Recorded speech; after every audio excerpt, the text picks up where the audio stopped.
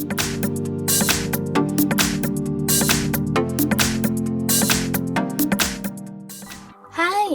In front of me is Motorola G71 5G, and today I would like to show you how you can set up an alarm clock on this device.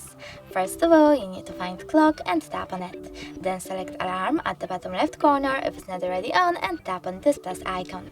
Then set an hour, and when you're ready, choose OK. Now pick days of the week by tapping on the chosen ones. Tap on vibrate to disable or enable vibrations and click on add label. Over here you can label your alarm however you wish to and save your label by tapping on OK.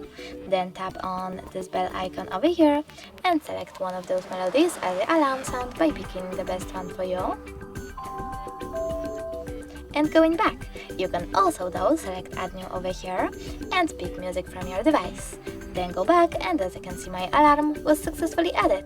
You can turn it off completely by tapping on the switcher next to it and turn it back on the same way.